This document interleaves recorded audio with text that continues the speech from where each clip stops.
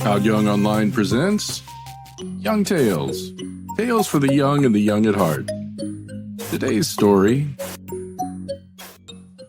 The Teapot by Hans Christian Andersen. There was once a proud teapot. It was proud of being porcelain, proud of its long spout, proud of its broad handle. It had something before and behind, the spout before and the handle behind, and that was what it talked about. But it did not talk of its lid, which was cracked and riveted. These were defects, and one does not talk of one's defects, for there are plenty of others to do that.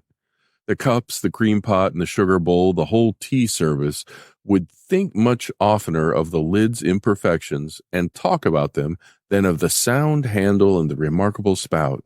The teapot knew it.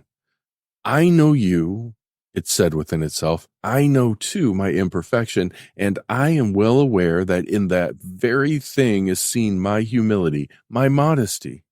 Imperfections we all have, but we also have compensations. The cups have a handle, the sugar bowl a lid.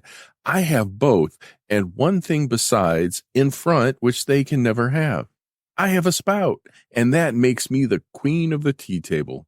I spread abroad a blessing on thirsting mankind, for in me the Chinese leaves are brewed in the boiling, tasteless water. All this said the teapot in its fresh young life.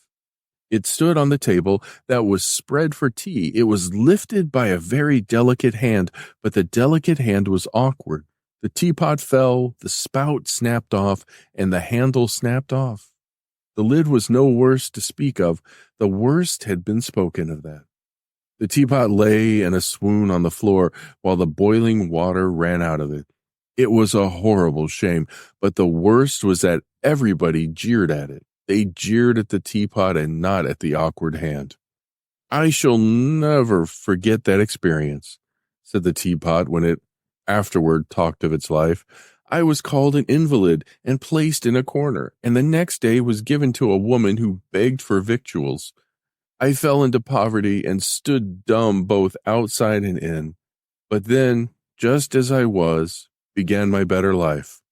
One can be one thing and still become quite another. Earth was placed in me.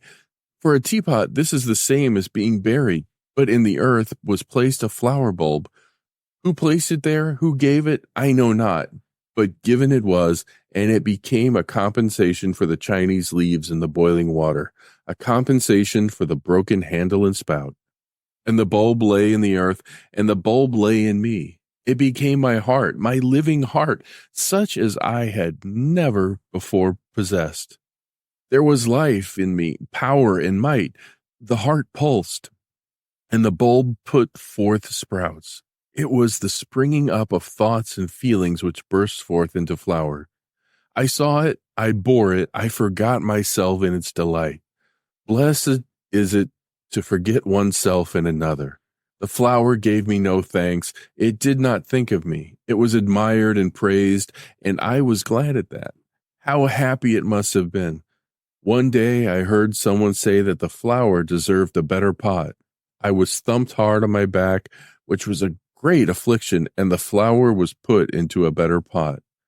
I was thrown out into the yard where I lie as an old potsherd, but I have the memory, and that I can never lose.